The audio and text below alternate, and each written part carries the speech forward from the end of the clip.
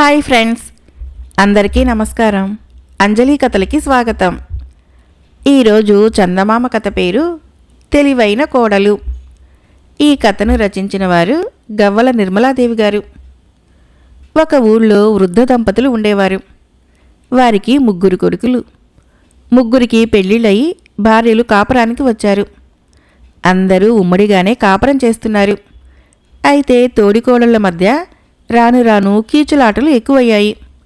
ఇది గమనించిన వృద్ధ దంపతులు ఉన్న ఆస్తిని 3 కొడుకులకు పంచి ఇంటిని కూడా 3 వాటాలు చేసి 3కి ఇచ్చి ఆ ఇంటి ఆవరణలోనే ఒక పూరి ఇల్లు వేసుకుని అందులో ఉంటూ వంతుల ప్రకారము కోడళ్ళు పంపే భోజనం తింటూ ప్రశాంతంగా జీవిస్తున్నారు. 3 కాపరాలు అయ్యాక తోటి కోడళ్ల మధ్య కీచులాటలు తగ్గాయి. కానీ ఒకరిని ఒకరు 1000 కళ్ళతో కనిపెట్టి ఉండటము, ఒకరితో ఒకరు పోటీ పడటము హెచ్చాయి. ఏ వాటాలో ఏం జరిగినా మిగిలిన వాటాల వాళ్ళకి వెంటనే తెలిసిపోయేది. ఏ తోడికోడలికి మొగుడు ఏం చేయించి పెట్టినా మిగిలిన ఇద్దరు తమ మొగుళ్ళ ప్రాణాలు తీసి అవే చేయించుకునేవాళ్ళు. ఏ పండగో పబ్బమో వచ్చినప్పుడు ఒకరి మీద ఒకరు పోటీపడి పిండి వంటలు చేసి ఒకరికొకరు గొప్పగా ఇచ్చుకుంటుండేవాళ్ళు. కొంతకాలానికి పెద్ద కోడలికి 3వ కోడలికి మధ్య ఏదో దెబ్బలాట వచ్చి మాటలు లేకుండా పోయాయి. అది మొదలు ఆ ఇద్దరూ 2వ ఆవిడ వద్ద ఒకరి మీద ఒకరు చాడీలు చెప్పుకుంటూ రాసాగారు. వృద్ధురాలి మెడలో 15 కాసుల పాతకాలపు బంగారు గొలుసు ఒకటి ఉండేది. అది 3 తరాల నుంచి ఆ ఇంటి కోడలికి సంక్రమిస్తూ వస్తున్నది. ఒకనాడు ముసలాయన తన భార్యతో, మనం ఉన్న ఆస్తి కొడుకులకు పంచేసి చేతులు కడిగేసుకున్నాం గదా, ఇంకా నీకు ఆ గొలుసు ఎందుకు? కోడలలో ఎవరికైనా ఇచ్చేయకూడదా అని అడిగాడు. అదే నేను చూస్తున్నాను. ఇది చెడగొట్టి 3కి పంచి ఇచ్చే వస్తువు కాదు. దీన్ని మరొక తరం పాటు జాగ్రత్తగా దాచేవాళ్ళు ఆ 3లో ఎవరా అని ఆలోచిస్తున్నాను అన్నది వృద్ధురాలు. ఎలాగో ఈ మాటలు పెద్ద కోడలి చెవిన పడ్డాయి. ఆమె ఆ రాత్రి ఆ విషయం కాస్త తన భర్త చెవిన వేసింది. పక్క వాటాలలో చీమ చిటుక్కుమంటే వినగల 2వ కోడలు సంగతి గ్రహించి తన భర్తతో చెప్పింది. ఇంకేం, నీ తెలివితేటలు ఉపయోగించి ఆ గొలుసు నువ్వే సంపాదించుకో అన్నాడు ఆమె భర్త నవ్వుతూ. నిజానికి 2వ కోడలు మిగిలిన ఇద్దరికన్నా తెలివైనది. ఆమె తన అత్తగారి మెప్పు ఎలా సంపాదించాలా అన్న ఆలోచనలో పడింది. 2వ కోడలు ఆమె భర్త అనుకున్న మాటలు 3వ కోడలు చెవిని కూడా పడ్డాయి. అంతకాలము అత్తగారి గొలుసు తమకు సమంగా పంపకం అవుతుందనుకున్న కోడళ్ళు ఇప్పుడు ఎవరికి మటుకు వారే దాన్ని సంపాదించాలన్న ప్రయత్నంలో పడ్డారు. వాళ్ళు తమ అత్తగారి మీద ఎన్నడూ లేని ప్రేమాభిమానాలు కనపరచసాగారు. ఇలా ఉండగా ఉగాది పండగ వచ్చింది. ఆ సమయంలో అత్తగారిని మెప్పించటానికి ఒకరినొకరు మించాలనుకున్నారు. మొదటి కోడలు తాను చేయదలిచిన పిండి వంటల్ని గురించి భర్తకు చెప్పింది. 3వ ఆవిడ తాను చేయాలనుకున్న పిండి వంటలకు ఏమేమి సరుకులు తీసుకురావాలో తన భర్తకు చెప్పింది. ఈ వివరాలన్నీ 2వ కోడలు విన్నది. ఇంతలో 2వ కొడుకు ఆమె వద్దకు వచ్చి, పండగకు ప్రత్యేకంగా ఏం పిండి వంటలు చేయబోతున్నావు అని అడిగాడు. నేను ఏ వంటకము చేయబోవటం లేదు. మీరు మాత్రము మామగారికి ఒక పంచల చాపు, అత్తగారికి ఒక చీర రవిక తీసుకుని రండి అన్నది ఆమె. ఎలాగూ తన తోడికోడళ్ళిద్దరూ తనకు తాము చేసిన వంటకాలు ఇస్తారు. అలాంటప్పుడు తాను వేరే వండటం దండగా అనుకున్నది ఆమె. అనుకున్నట్టే పెద్ద కోడలు తాను తయారు చేసిన పిండి వంటలు ఒక పళ్ళెం నిండా పెట్టి పిట్టగోడ మీదుగా 2వ కోడలికి అందించింది. అలాగే 3వ కోడలు చేసినవి కూడా ఆమెకు అందాయి. పెద్దావిడికి 3వ ఆవిడకు మధ్య మాటలు లేనట్టే ఇచ్చిపుచ్చుకోవటాలు లేవు. అందుచేతనే 2వ కోడలు ఒకరు ఇచ్చిన దానిలో నుంచి కొంచెం కొంచెం తీసి 2వ వారికిచ్చి అవి తాను చేసిన పిండి వంటలన్న అభిప్రాయం కలిగించింది. మిగిలిన పిండి వంటలలో కొద్దిగా భర్తకు ఇచ్చి మిగిలినవి ఒక పళ్ళెంలో పెట్టి భర్త తెచ్చిన బట్టలతో సిద్ధంగా ఉన్నది. పెద్ద కోడలు ఆఖరు కోడలు వెళ్ళి గుడిసెలో ఉన్న అత్తమామలకు తమ తమ పిండి వంటలు అందజేసి వచ్చేసినాక ఆమె అత్తమామల వద్దకు వెళ్ళి తాను తెచ్చిన ఫలహారాల పళ్ళెము వాళ్ళ ముందు పెట్టి కొత్త బట్టలు అత్తమామల చేతిలో పెట్టి వాళ్ళ కాళ్ళకి మొక్కుకున్నది. అత్తగారు తన 2వ కోడలు తెచ్చిన పళ్ళెంకేసి చూసి తన కాళ్ళకు నమస్కరించిన కోడల్ని లేవనెత్తి తన మెడలోని గొలుసు తీసి ఆమె మెడలో వేసింది. రెండో కోడలు వెళ్ళిపోయాక ముసలాయన, ఈమె కొత్త బట్టలు పెట్టిందనా గొలుసిచ్చావు అని భార్యని అడిగాడు. కాదు, దీనికి తెలివి పొదుపు ఉన్నాయి. దీని దగ్గర గొలుసు మరొక తరం దాకా సురక్షితంగా ఉంటుంది అంటూ ముసలావిడ తన రెండో కోడలు తెచ్చిన పిండి వంటల రహస్యం చెప్పింది. మిగిలిన ఇద్దరు కోడళ్ళు రెండో కోడలి మెడలో గొలుసును చూసి గతుక్కుమన్నారు. పిండి వంటల విషయంలో ఆమె చేసిన మోసము, తమకు తెలియకుండా ఆమె అత్తమామలకి బట్టలు పెట్టడము వాళ్లకు తెలిసిపోయింది. అది మొదలు వాళ్ళిద్దరూ ఏకమైపోయి రెండో కోడలతో మాట్లాడటం మానేశారు. ఒకరి మీద ఒకరు చెప్పే చాడీలు వినే బాధ తప్పినందుకు రెండో కోడలు కూడా సంతోషించింది. మరొక కథ పేరు కలహ కళ్యాణం. ఈ కథను రచించిన వారు వీరేపల్లి జయరామరెడ్డి గారు. ఒక ఊళ్ళో ఒక పెళ్లిళ్ళ పేరయ్య ఉండేవాడు. అతను ఆ ఊరు ఈ ఊరు తిరిగి సంబంధాలు కుదుర్చుతూ ఉండేవాడు. అతను సంబంధాలు కలపటంలోనే గాక చెడగొట్టడంలో కూడా ఘటికుడు.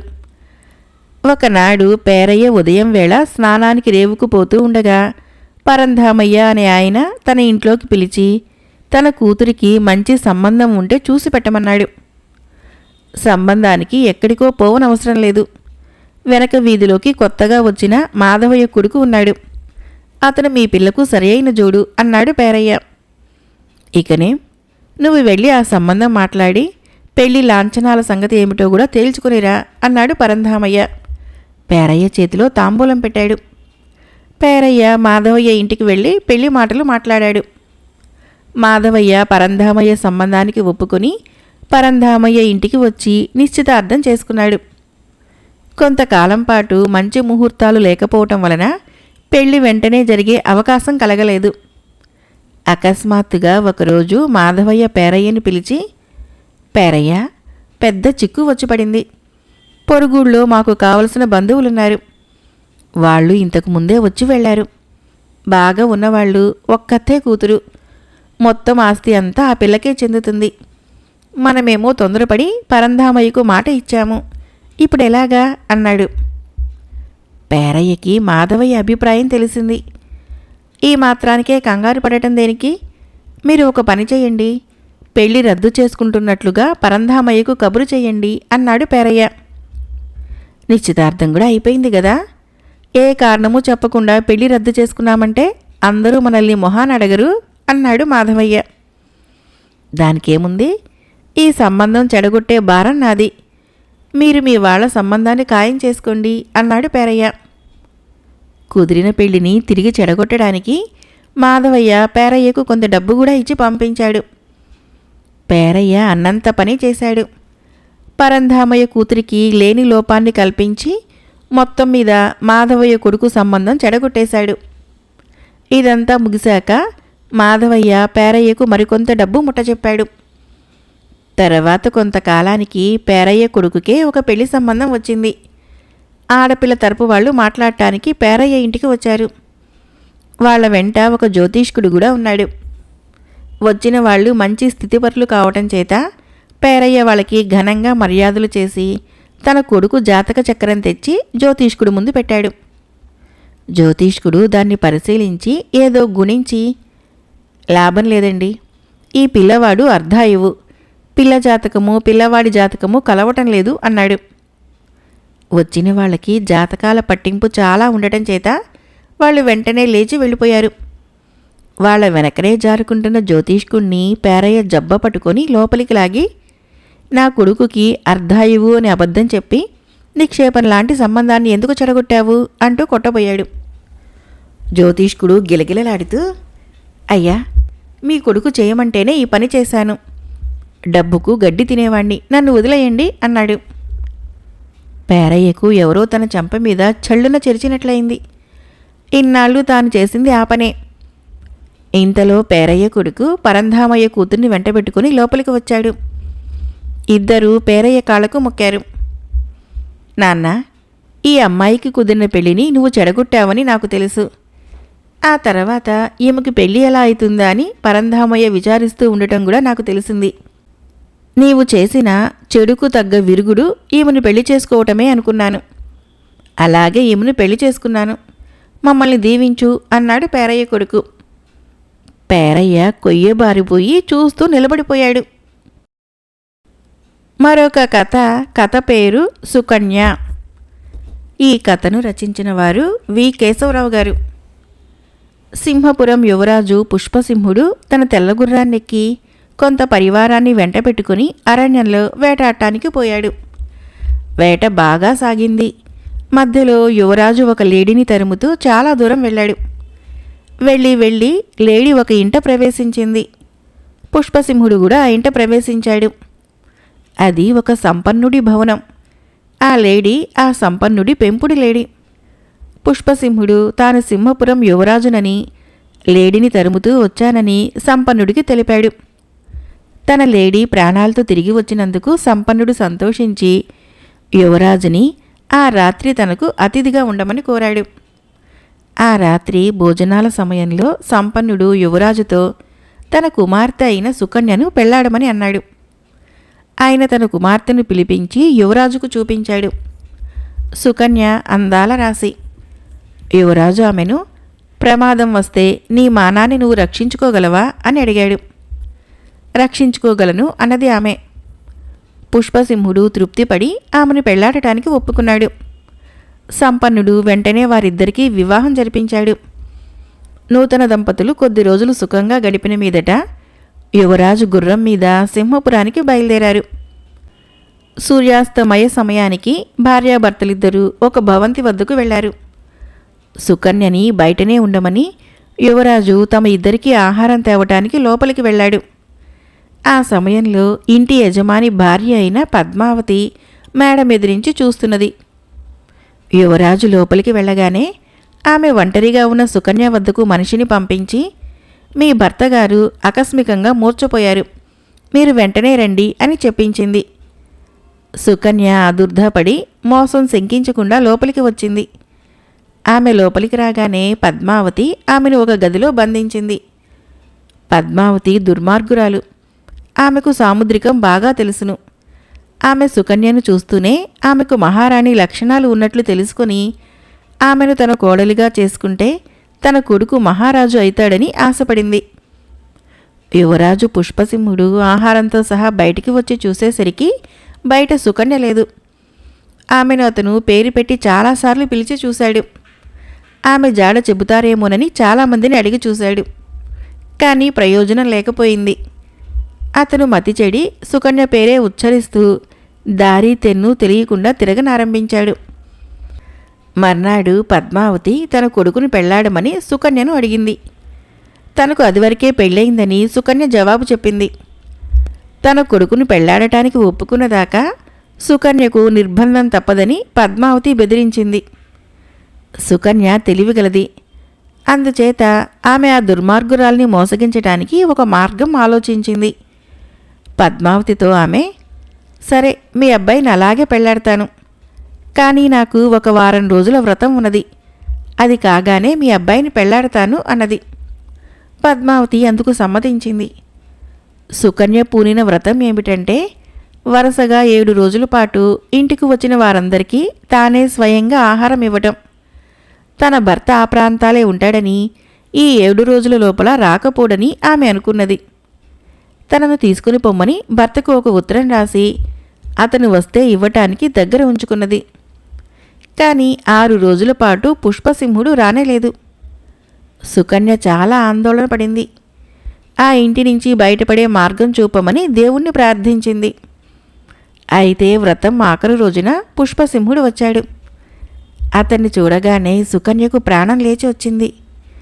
కానీ మతి చెడిన పుష్పసింహుడు తన భార్యను గుర్తించలేదు. ఆమె అతనికి ఆహారంతో పాటు తన ఉత్తరం కూడా అందించింది. పుష్పసింహుడు ఆమె పెట్టిన ఆహారం తిని ఉత్తరం చదవకుండానే తలవాకిలి దగ్గర జార విడిచి వెళ్ళిపోయాడు. ఒక దుర్మార్గుడు ఆ ఉత్తరాన్ని తీసి చదువుకున్నాడు.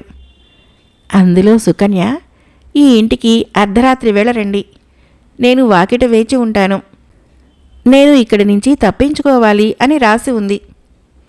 ఆ దుర్మార్గుడు ఈ అవకాశాన్ని ఉపయోగించుకోదలిచి ఒక వృద్ధుడి వేషం వేసుకుని అర్ధరాత్రి వేళ ఇంటి ముందుకు వచ్చాడు. తన భర్త కోసం ఎదురు చూస్తున్న సుకన్యతో వాడు, అమ్మా, నీ ఉత్తరం చూశాను, అది ఇక్కడే పడి ఉన్నది. నిన్ను రక్షించటానికి నీ భర్త రాడు. నీవు నన్ను గురించి భయపడనవసరం లేదు. నేను నిన్ను రక్షించి మా కుటీరానికి తీసుకొని పోతాను. అక్కడ నేను నా ముసలి భార్య ఉంటున్నాము అన్నాడు. తాను మరొక ఉచ్చులో తగులుకోవచ్చునని సుకన్యకు తోచింది.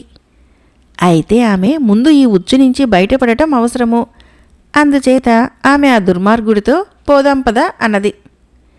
ఇద్దరూ చివరికి ఒక అరణ్యం చేరుకున్నారు.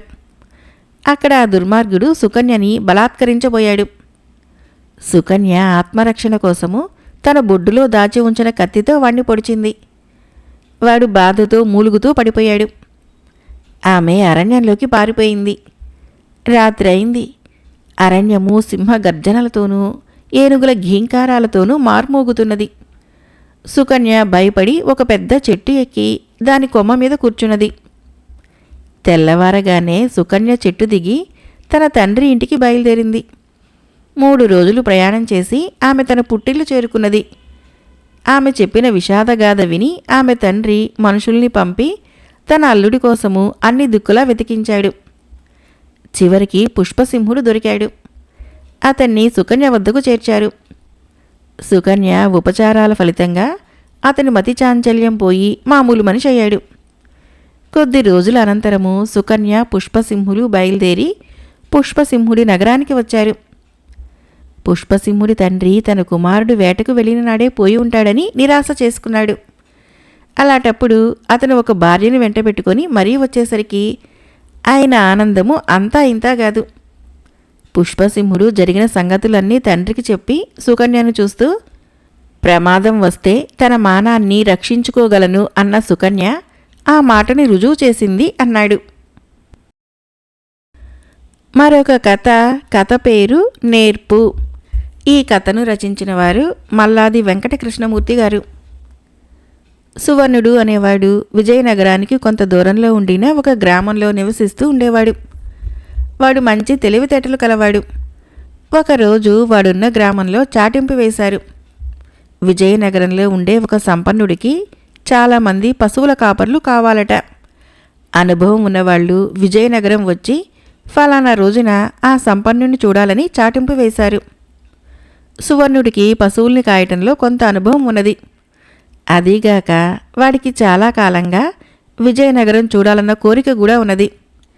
2 కలిసి వస్తాయి కదా అని వాడు దారి ఖర్చులకు డబ్బు తీసుకుని బయలుదేరి విజయనగరం చేరాడు. ఆ సంపన్నుడి పశు సంపద చూసి సువర్ణుడు అబ్బురపడ్డాడు.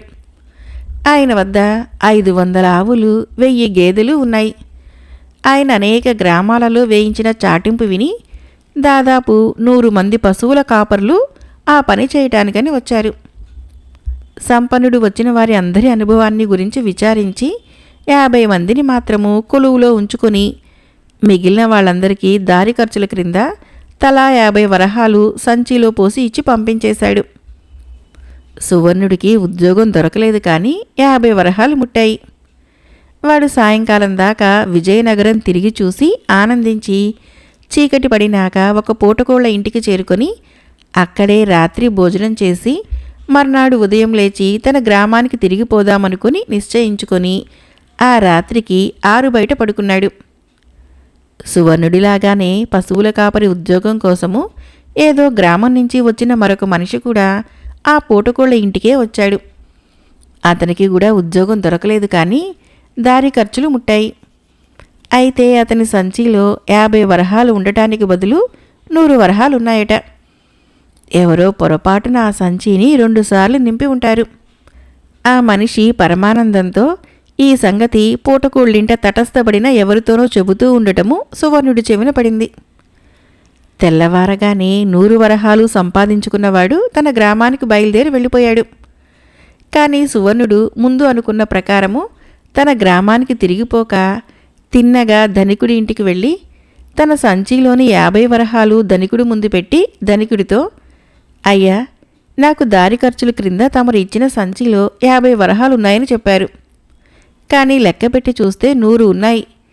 ఏదో పొరపాటు జరిగినట్లున్నది అన్నాడు. అందరికీ దారి ఖర్చులిచ్చి పంపించేసిన అనంతరము సంపన్నుడు తన డబ్బు లెక్క చూసుకుంటే 50 వరహాలు లెక్క తేలలేదు. అయితే అవి తన దగ్గరికి నడిచి వస్తాయని ఆయన కలలో కూడా అనుకోలేదు. సువర్ణుడి నీతి చూసి ఆయన ముచ్చటపడి వాడికి తన వద్ద పశువుల కాపరి కన్నా పెద్ద జీతంతో మంచి ఉద్యోగం ఇచ్చి దగ్గర ఉంచుకున్నాడు. సువర్ణుడి తెలివితేటలు వాడికి అలా ఉపయోగపడ్డాయి. మరొక కథ పేరు పనికి మాలిన పనితనం. ఈ కథను రచించిన వారు కె రామకృష్ణారెడ్డి గారు. ఒక నగరంలో ఒక రాజు ఉండేవాడు. అతను తన రాజ్యంలో వృత్తి విద్యలు ప్రోత్సహించి ప్రజలకి సౌభాగ్యం సమకూర్చే ఉద్దేశంతో వివిధ వృత్తుల వారికి అప్పుడప్పుడు బహుమతులు ఇస్తూ ఉండేవాడు. దేశంలోని వడ్రంగులు, కమ్మరులు, నేతగాళ్ళు, కంసాలులు, నగిషీ పని చేసేవాళ్ళు, శిల్పులు, చిత్రకారులు తాము తయారు చేసిన వాటిల్లో శ్రేష్టమైనవి తీసుకుని పోయి రాజుగారికి చూపించేవారు. వాటిలో ప్రత్యేకమైన పనితనం కనిపించిన సందర్భాలలో రాజుగారు ఆ పనివారికి బహుమానాలు ఇస్తుండేవాడు. ఆ రాజ్యంలోని ఒక గ్రామంలో ఉండే నేతగాడు ఒక చక్కని శాలువా ఒకటి నేసి దానిని తీసుకుని పోయి రాజుగారికి చూపించాడు. రాజుగారు ఆ శాలువా పనితనాన్ని మెచ్చుకొని దాని వెల ఇచ్చి కొనటమే కాక నేతగాడికి మంచి బహుమానం కూడా ఇచ్చి పంపించేశాడు. అదే గ్రామంలో రామయ్య అనేవాడు ఉండేవాడు. వాడు చిల్లిపడిన పాత్రలకి మాట్లు వేయటంలో నిపుణుడు. మాట్లు వేయటమే వాడి వృత్తి. రాజుగారు అన్ని రకాల పనితనానికి బహుమానాలు ఇస్తున్నాడు. మిగిలిన వృత్తుల వాళ్ళు సరికొత్త వస్తువులు తయారు చేసి తీసుకొని పోయి రాజుగారికి చూపిస్తారు. వాటిలో పనితనం చూసి రాజుగారు బహుమానాలు ఇస్తాడు. కానీ తాను తన నైపుణ్యము రాజుగారికి చూపించే అవకాశం లేదు. ఇలా ఆలోచించిన మీదట రామయ్యకు ఒక ఉపాయం తట్టింది. రాజుగారు చూస్తుండగా తాను మాట్లు వేసి తన పనితనం చూపించి బహుమానం సంపాదించాలి. అందుకోసము రామయ్య ఊరంతా తిరిగి అందరి ఇళ్ల నుంచి మాట్లు వేయవలసిన బిందెలు, అండాలు, గిన్నెలు, చెంబులు పోగు చేసి వాటిని అన్నింటినీ ఒక బండి మీద వేసుకొని తిన్నగా రాజుగారి దివాణానికి వెళ్ళాడు. ఎవరు నువ్వు? నీకేం కావాలి అని అడిగాడు రాజు. మహారాజా, తమరు అన్ని వృత్తుల వారికి బహుమానాలు ఇచ్చి ప్రోత్సహిస్తున్నారు. నా వృత్తి మాట్లు వేయటం. నేను మాటు వేశానంటే చిల్లి ఎక్కడ ఉండినది కనుక్కోలేరు. నా పనితనం తమకు చూపాలని చాలా దూరం నుంచి వచ్చాను అన్నాడు రామయ్య. రాజు రామయ్య పనితనం చూడటానికి ఒప్పుకున్నాడు. రామయ్య రాజుగారు చూస్తుండగానే కొన్ని పాత్రలకి చిల్లులు పెట్టి మాట్లు వేసి మెరుగు పెట్టి రాజుగారికి చూపించాడు. చిల్లులు ఎక్కడ పెట్టినది తెలియలేదు. రాజుగారు వాడి పనితనాన్ని మెచ్చుకొని మంచి బహుమానం ఇచ్చి పంపించేశాడు. రామయ్య తన గ్రామానికి తిరిగిపోయి ఎవరి పాత్రలు వారికి తిరిగి ఇచ్చేశాడు. గ్రామస్తులు తమ పాత్రలకి మాట్లు లేకపోవటం చూసి, ఇదేంటి రామయ్య, తీసుకున్న పాత్రలని తీసుకున్నట్టే ఇచ్చేశావు, బాగు చేయలేదేంటి అని అడిగారు. నేను మీ పాత్రలని మాట్లు వేయటానికి తీసుకున్నానా? నా పనితనము రాజుగారికి చూపడానికి తీసుకున్నాను, బహుమానం పొందాను అంతే అన్నాడు రామయ్య. గ్రామస్తులు వెళ్ళి రాజుగారితో ఫిర్యాదు చేశారు. రాజుగారు రామయ్యని పిలిచి, నీ పనితనం వలన ప్రజలకు లాభం కలగాలని నీకు బహుమానం ఇచ్చాను, కానీ ప్రజలకు ఉపయోగించని పనితనానికి బహుమానం లేదు, దాన్ని తిరిగి ఇచ్చేయి అన్నాడు. రామయ్య చెంపలు వేసుకుని ప్రజల పని శ్రద్ధగా చేయసాగాడు. మరొక కథ పేరు నిధి రహస్యం. ఈ కథను రచించిన వారు వి జయరాం రెడ్డి గారు. ఒక ఊళ్ళో బంగారయ్య, సింగారయ్య అనే ఇద్దరు వర్తకులు ఉండేవాళ్ళు. ఇద్దరి దుకాణాలు ఎదురెదురుగా ఉండేవి. ఒకరిని మించి మరొకరు ధనవంతులు కావాలని ఇద్దరికీ ఎంతో ఆశగా ఉండేది. ఒకనాడు ఉదయము బంగారయ్య దుకాణం తెరిచి కూర్చొని ఉండగా ఒక బైరాగి ఏకతార మీటుతూ ఇలా పాడుతూ దుకాణం ముందు నుంచి వెళ్ళాడు. ఊరి వెలుపల గోరీ లోపల ఉన్నది నిధి, యత్నించిన వాడికే దక్కుతుంది అది. ఈ పాట వినగానే బంగారయ్యకు 10 ఏళ్ల నాటి మాట ఒకటి గుర్తుకు వచ్చింది. 10 ఏళ్ల క్రితము ఆ ఊళ్ళో సుల్తానుల వంశస్థుడు పీరు సాహెబు అనేవాడు ఉండేవాడు. వాడెక్కడి నుంచి వచ్చాడో ఎవరికీ తెలియదు. వాడి చంకన నగిషీలు చెక్కిన చెక్క పెట్టి ఉండేది. అందులో వాడి పూర్వీకుల నిధి ఉందని ఎవరో అనటము బంగారయ్య విని ఉన్నాడు. వాడు చచ్చాక ఎవరో దయగల వాళ్ళు వాడికి గోరీ కట్టించి వాడి పెట్టెను వాడితోనే సమాధి చేశారు. ఇప్పుడు బైరాగి పాట వినగానే బంగారయ్యకు ఆ సంగతి జ్ఞాపకం వచ్చింది. అతను లేచి వెళ్ళి, అయితే స్వామి, ప్రయత్నం చేస్తే నిధి తప్పకుండా దొరుకుతుందంటారా అని బైరాగిని అడిగాడు. బైరాగి అతనికేసి ఆశ్చర్యంగా చూసి, తప్పకుండా దొరుకుతుంది నాయనా, ప్రయత్నించి చూడు అని వెళ్ళిపోయాడు. బంగారయ్య సింగారయ్య కొట్టుకేసి చూశాడు. సింగారయ్య ఏమీ విన్నట్టు లేదు. తన వ్యాపారం గొడవలో ఉన్నాడు. బంగారయ్య తృప్తిపడి ఇంటికి వెళ్ళి భార్యకు సంగతి అంతా చెప్పాడు. ఇంకేం 10 మంది ఎగబడతారేమో, ఈ రాత్రికే శ్మశానానికి వెళ్ళి నిధి తవ్వుకొని రండి అన్నది బంగారయ్య భార్య. అయితే బంగారయ్యకు వల్లకాడన్నా భూత ప్రేతాలన్నా చచ్చేంత భయం. అందుచేత అతను తన సేవకుణ్ణి పిలిచి వాణ్ణి తోడు రమ్మన్నాడు.